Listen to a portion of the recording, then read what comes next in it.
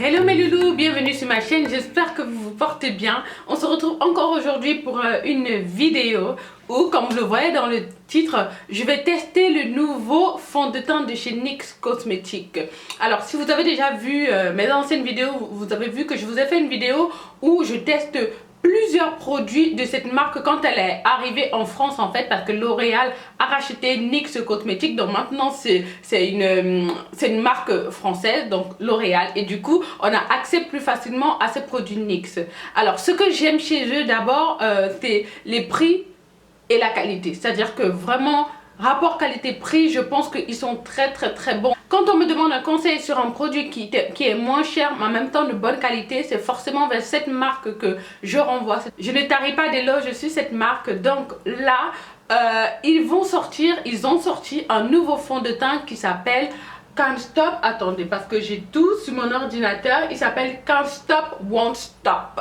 Donc c'est un fond de teint. J'aimais déjà leur fond de teint qui était le contrôle total drop, donc un fond de teint hyper liquide comme ça et que vous pouvez moduler. Moi je l'attends depuis parce qu'il est sorti aux États-Unis évidemment bien avant chez nous, donc j'ai vu pas mal de revues.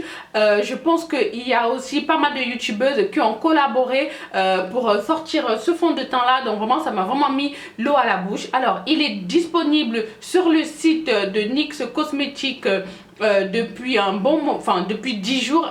On peut le commander en ligne, mais il ne sera en boutique que mercredi. Donc je fais cette vidéo sur toute la semaine où il va sortir en boutique pour pouvoir le tester tous les jours et pour vous montrer vraiment ce qu'il vaut en fait. Donc je vais essayer de me filmer tous les matins quand je le mets et essayer de vous faire une mini revue tous les soirs quand je rentre. C'est un fond de teint qui promet une couvrance totale, qui sera waterproof, qui a une longue tenue, ils disent 24 heures, mais bon, qui porte un fond de teint 24 heures?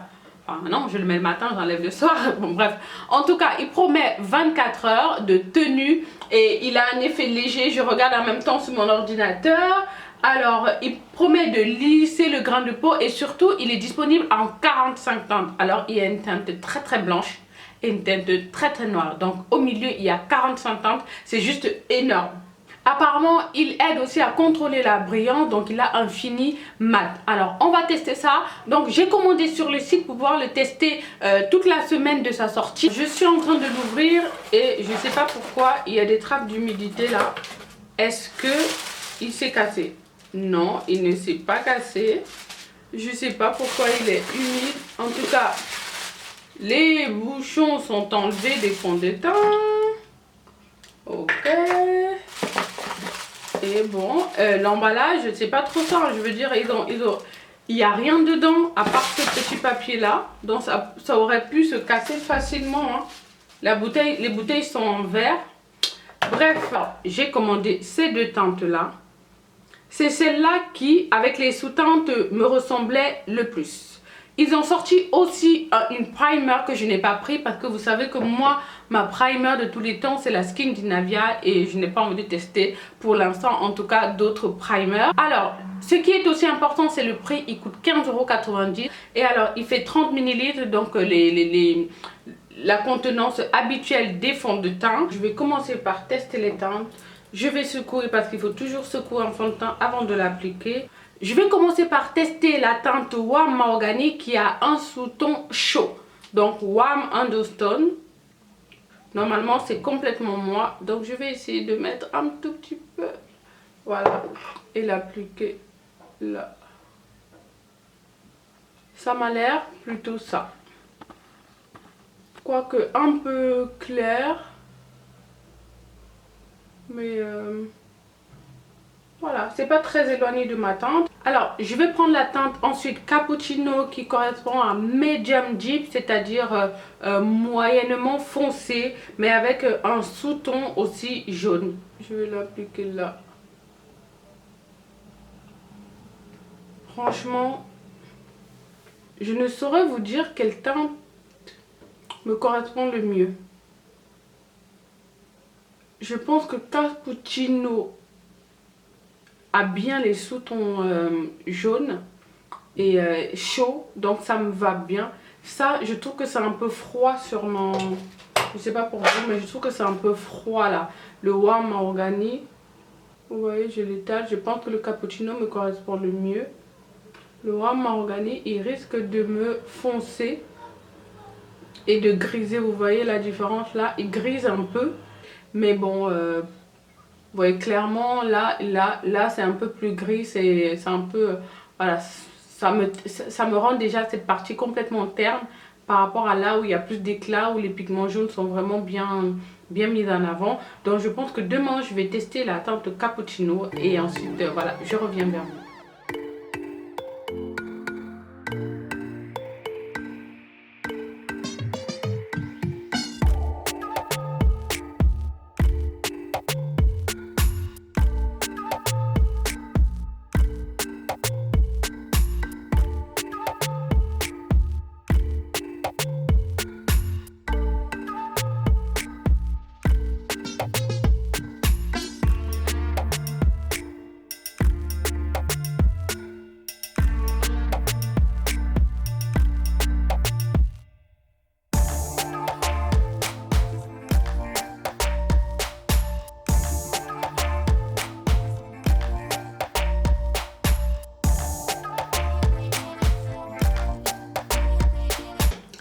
Recoucou, alors voilà, donc je viens de rentrer du boulot, il est 19h20 et ça fait, je me suis maquillée, il était 8h on va dire, 8h, 7h50, 8h.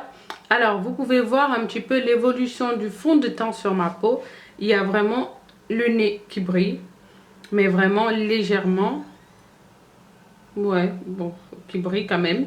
Et surtout, donc je l'ai porté plus de 10 heures. Il a plu aujourd'hui, il a même plu sur moi un petit peu. J'ai eu pas mal de gouttes, j'avais peur pour ma perruque en plus qu'elle se décolle.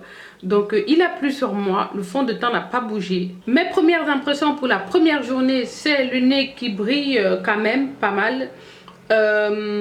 Je ne me suis pas repoudrée de la journée. De toute façon, je ne me repoudre jamais, je ne me maquille jamais en pleine journée. Par contre, tout est mat au niveau du reste du visage. Là, c'est l'highlighter qui brille, hein, ce n'est pas du tout. Et j'en ai mis un petit peu sur le nez. Donc, il y a quand même une brillance sur le nez. Je trouve que la couvrance côté de mes taches n'est pas complètement couvrant. Je vais essayer d'insister là demain quand je vais le porter. Je vais essayer d'insister où j'ai des taches. Et puis ma foi, la tenue, je trouve que le rendu n'est pas totalement mat. Il est mat et un peu satiné, ce qui est très joli sur la peau d'ailleurs. Mais vraiment moi je suis, pour l'instant je suis vraiment satisfaite pour cette première journée. Mis à part la brillance sur le nez. Mais bon, ça me le fait aussi avec d'autres fonds de teint. Qui sont beaucoup plus chers que ça d'ailleurs, donc vraiment on va pas lui en vouloir pour ça. Et puis bah on se retrouve demain ou dans quelques secondes pour vous pour la deuxième journée de test de ce fond de teint de chez NYX. Deuxième jour de test. Alors aujourd'hui on a le soleil, donc je pense que la vidéo va être mieux éclairée. Alors je commence toujours par mon spread skin de Nadia.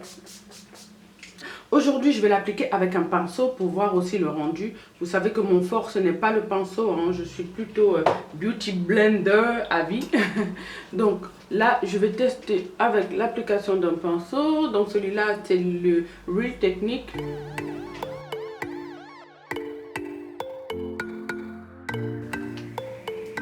Le rendu là, j'aime beaucoup. Il est très beau porté. Donc je vous ai dit, ça a un effet un peu satiné, pas complètement mat. Et j'aime bien.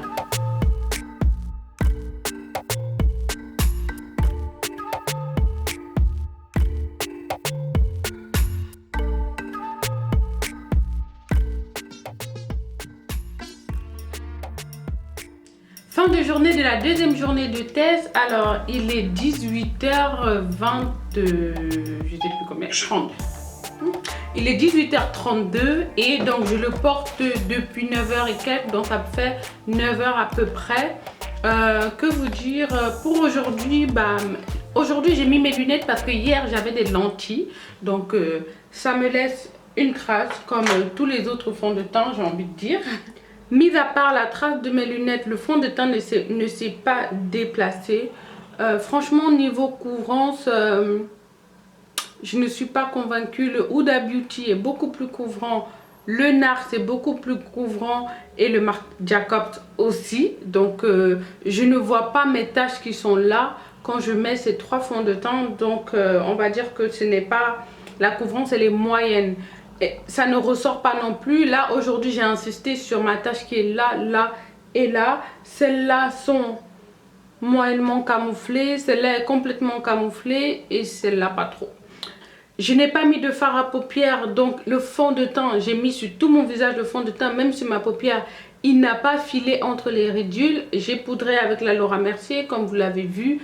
Mon nez brille encore aujourd'hui, j'ai l'impression que ça brille moins qu'hier, mais ça brille quand même. Donc vraiment la zone T où j'ai la peau assez mixte, pas grasse je dirais, parce que vraiment j'ai pas beaucoup de, je sécrète pas beaucoup de sébum hein, mais vraiment j'ai la peau mixte au niveau de la zone T, plus au niveau du nez. Donc là encore la matité du fond de teint voilà, ne tient pas vraiment, mais pour l'ensemble franchement je suis assez satisfaite. J'ai remarqué un truc en plus, c'est que il ne transfère pas, voire pas beaucoup, parce que moi je vois le transfert tout de suite au boulot, parce que je travaille avec des documents, donc des documents importants, je les imprime et tout ça machin, et donc c'est du papier blanc. Et il y a souvent des documents, je suis obligée de réimprimer parce que quand j'ai touché au truc, mon fond de teint a transféré sur les documents. Je pense que celles qui travaillent avec du papier blanc s'en rendent chaque fois au travail. Je suis obligée de réimprimer le truc parce que j'ai touché, il y a mes empreintes avec mon fond de teint dessus. Donc ça passe pas du tout. Donc ça m'est déjà arrivé de réimprimer les documents. Et là, depuis 2 jours, non, je ne vois pas d'once. Je n'ai même pas, je ne l'ai pas eu une seule fois. Du coup c'est tout à l'heure en parlant que ça m'a dicté de me dire, et le transfert, moi j'ai l'impression que ça ne transfère pas du tout puisque je n'ai pas eu de tâches sur les documents au boulot. Donc ça c'est un très bon point. Et puis voilà, je vous retrouve tout de suite pour un maquillage complet et je vous en parle plus en détail. Au dernier jour de test et d'application de ce fond de teint, je vais l'utiliser avec des produits différents aujourd'hui. Je vais commencer, j'ai déjà fait mes yeux comme vous avez vu. Je vais commencer par utiliser une base correctrice. Parce que comme je vous ai dit, ce fond de teint ne cache pas énormément mes taches, le contour de ma bouche qui est plus noir, mes cernes qui sont plus foncées. Donc je vais utiliser une base correctrice. Elle a un SPF de 20. Donc c'est une base de chez Givenchy qui s'appelle Abricot. Et pour cacher les taches foncées, les taches brunes, il faut une base orangée. D'habitude j'utilise mon LA Pro Conceal. Mais là je vais tester cette base là. Donc merci beaucoup à Givenchy de m'avoir envoyé 2 produits cette semaine. Donc j'ai le highlighter que j'utiliserai tout à l'heure et puis cette base là. On va voir comment le fond de teint, s'il cache, après ça, s'il cache bien mes imperfections. On va passer à l'application du fond de teint même. Donc attention, la première pompe gicle toujours. Ça, je me suis rendu compte à mes dépens. Donc il faut faire bien attention.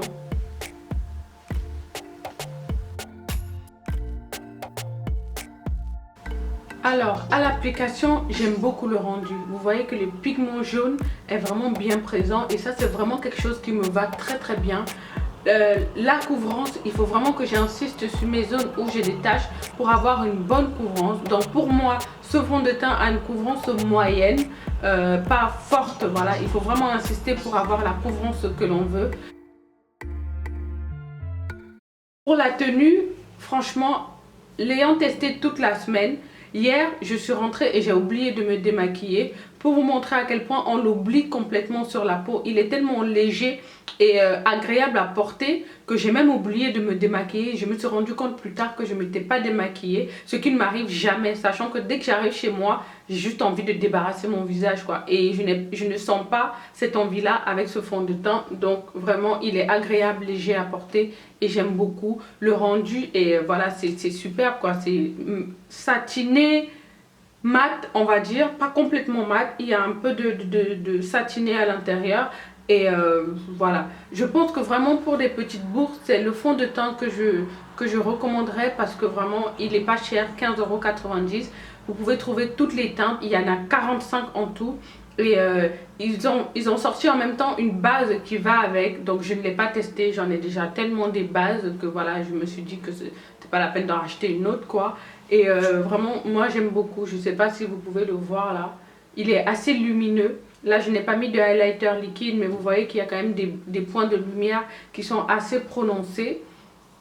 Et voilà, pour un fond de teint de tous les jours, si vous avez vos fonds de teint de grandes marques qui sont chers et que vous gardez pour des grandes occasions, vous pouvez vraiment acheter celui-là, facile à porter, facile à estomper, génial. J'ai gardé le moment highlighter pour la fin. Je viens de recevoir de la part de Givenchy un nouveau highlighter qui s'appelle le Shimmery Gold. Donc c'est le numéro 2, c'est un teint couture Shimmer Powder. Je vais l'ouvrir, vous allez voir la beauté du truc quoi. Regardez-moi ça. Est-ce que vous voyez bien? C'est juste magnifique. Il me fait beaucoup penser au BK. Je crois que c'est le Champagne Pop. Attendez, je vais l'ouvrir pour comparer. Moins. Bon.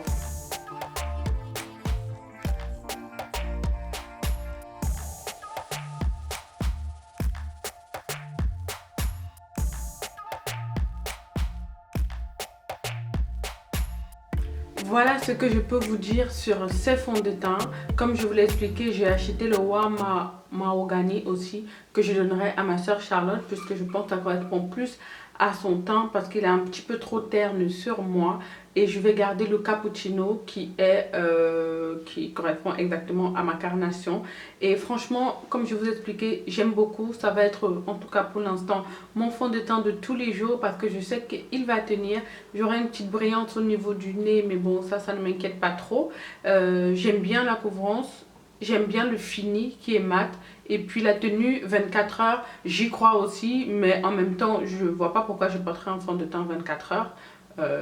8 ou 10 heures, ça me suffit largement.